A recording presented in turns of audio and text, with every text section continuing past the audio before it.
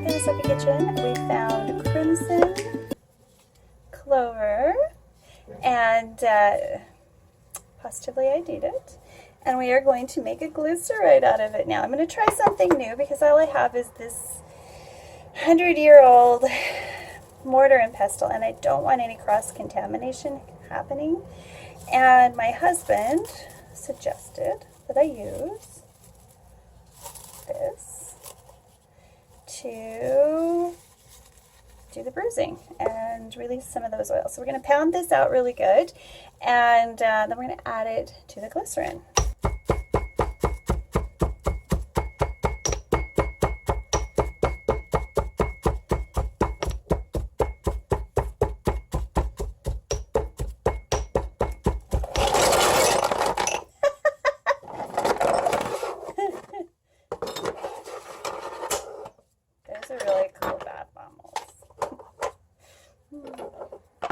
They wanted to be in the video too.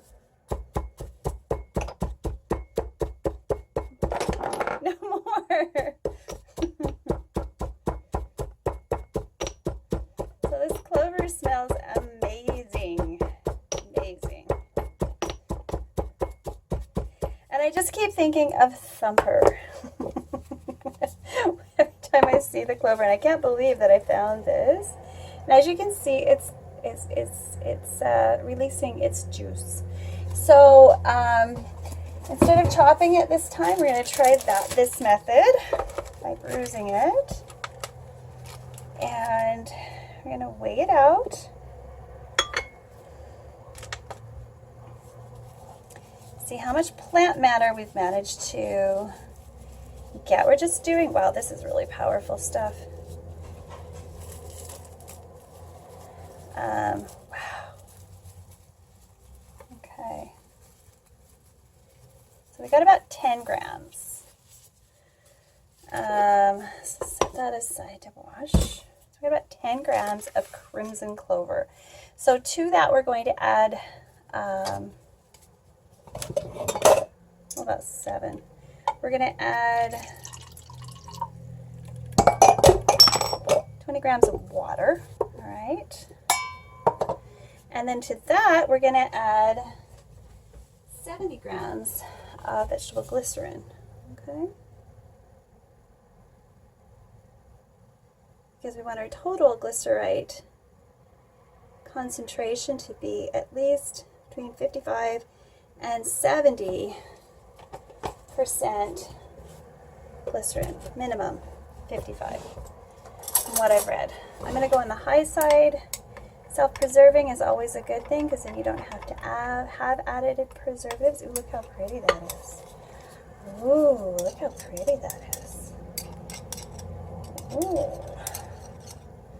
Ooh. So I've got to find a container.